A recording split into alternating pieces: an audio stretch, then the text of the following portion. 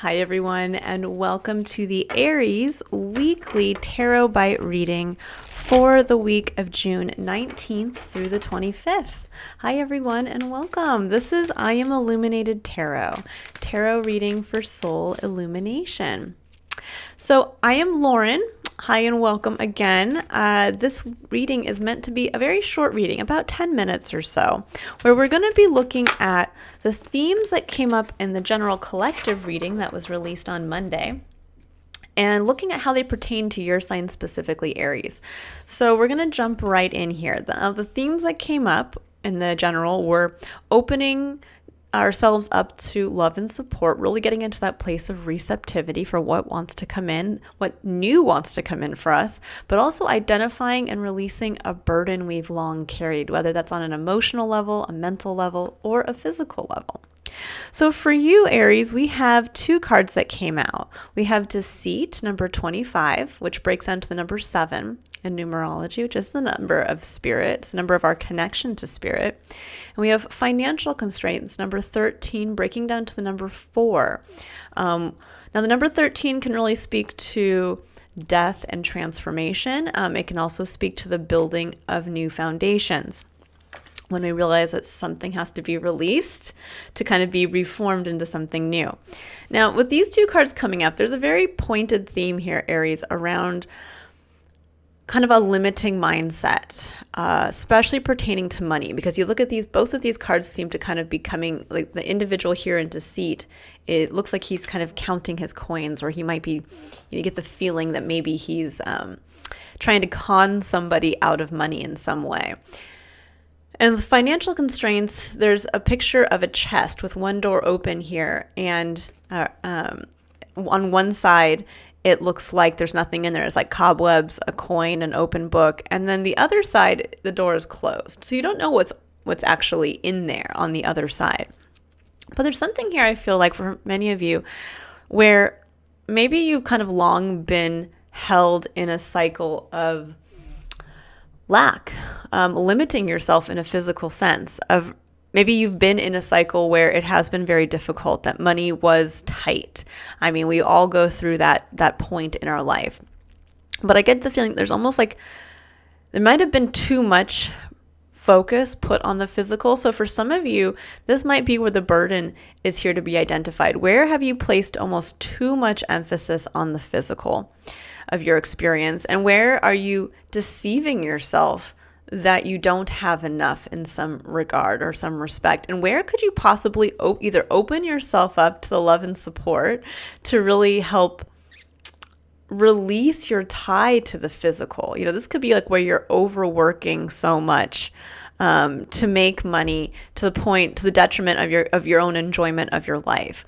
Or this could be where you're deceiving yourself that you yourself aren't worth enough to make money on your own, that maybe you have a talent and you are currently being underpaid and you're not stepping up to say, hey, I am worth this much on the open market, something along those lines.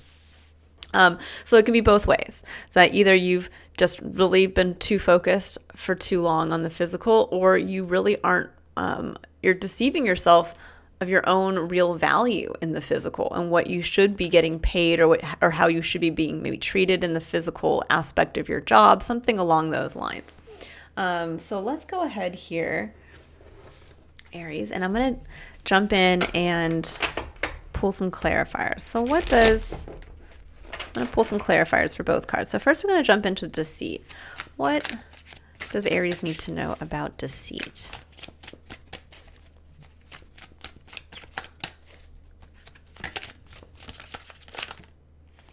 And there's the 10 of Wands. So the 10 of Wands came up with the Fool behind it. I love that. So the 10 of Wands came out in the collective. This was the burden card. This is carrying that heavy burden all by yourself. And then here behind it is the Fool, the individual who puts that burden down and like literally puts the baggage down and gets ready to make a leap. And he has to put the baggage down because in order to make that leap with his little umbrella off the cliff, he has to be as light as possible. So I think the deceit here is that you can't put down that burden, that you have to continue to hold that you can't move into the new because of the burden you're carrying around the physical. Now, this could be, again, where you maybe are the person in the relationship, let's say, who is the breadwinner, and you have to keep going to work, and you're like, but I can't.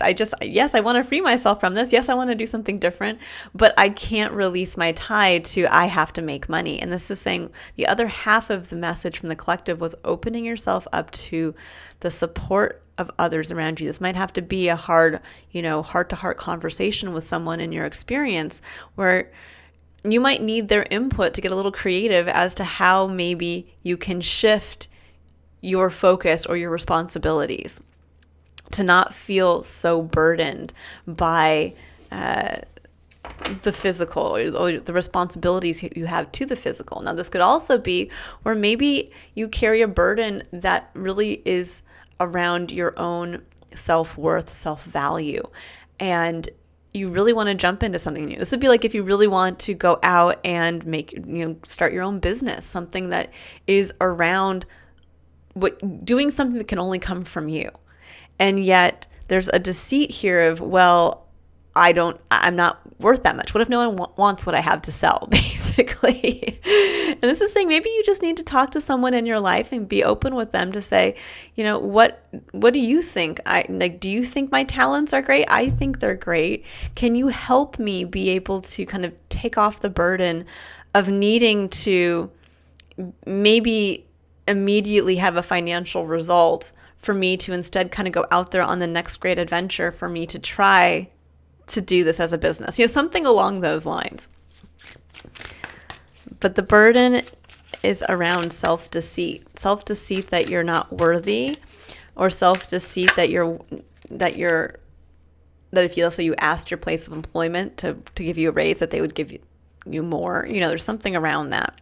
Now, for financial constraints, we have the Three of Wands. Let's see what else wants to come out here for you guys. So we have the Three of Wands and we have the Sun. Ooh, like that. Illumination. Illumination of an opportunity that wants to come in for you. So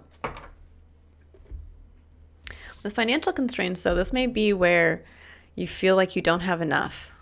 There could be an opportunity sitting on the table for you, Aries, this week, or that has come in recently, or will be coming in the very near future, that you would like to take advantage of. The Three of Wands speaks to kind of waiting for our ships to come in. It's where you've taken action towards something and where now you're kind of waiting to see what comes in for yourself. But there's something here around with the Sun coming in. The Sun is a beautiful sense of clarity, of somebody turning on the lights so that you can see everything. But I'm also getting the feeling intuitively, just seeing the image on this card, that it's almost like you're there kind of shining the light for the ship to see you on the mountain, to be like, oh, there you are. Here you are. Let me come on in. I was getting kind of lost out here in the bay. And now, for some of you, you might be afraid to do that. You might be afraid. No, there could be two sides to this. There could be someone who's trying to do this to you, to say, come over here. Here's the opportunity. You were looking for a new job. You were looking for a new home. You were looking for a new whatever. Here, you sent out the notice, and I'm coming to respond or reply. But yeah, there's something here around you saying, well, I can't even look in that direction because I don't have enough, or because it's not going to give me enough. Now, when we think about us leaping into the new, sometimes we have to take a chance, take a risk. Now, obviously, I am not a financial advisor. I am not telling you to just, throw away the family fortune on a whim. But there is also something here around a direct tie to not feeling like you have enough in the physical. And I feel for some of you, there's an opportunity that's trying to catch your eye that is really meant for you, but yet you are holding yourself back from taking it, from making that change, because you're afraid of the impact it will have in the physical experience. Now, the other side to this is that this could actually be you. You are illuminating for yourself an opportunity that you really want. there is something in your life that's kind of, because the sun also speaks to illuminating your inner self, that free kind of inner child that just wants to bask in the glory of the light of day. And that may be a part of you that needs to kind of come up and out to capitalize on an opportunity that's coming in for you. And yet there could also be this thing around the financial constraints of like, I just really want to run with this part of myself. But if I do that, again, I might lose out. I might not have enough. This could even be like where some of you want to go like on a trip or something like that. You're like, I really want to do this. But what if I end up, cashing in my life savings and it actually isn't worth it? Or what if I start this new business and where am I going to get the money to keep it going if I don't make money right off the bat? There's something along that line. And I think for many of you, there's a level of self-deceit that runs really, really deep within that's holding you back from really understanding your own value, but also really understanding how at certain points we have to really separate our financial and tangible physical experience from our emotional and spiritual one, and really realize that we have to kind of have both in alignment. And if you don't feel right now like you have that ability to kind of leap into the new if you want, or to really whatever's beckoning to you, kind of shining over here to say, come this way, here's the new opportunity, this is in alignment with you. And you don't feel like you can follow it because you're so afraid, you're so attached to money and value, or you're too afraid to even, let's say at a job interview, really lay down the new level of, I'm not going to accept less than this time around.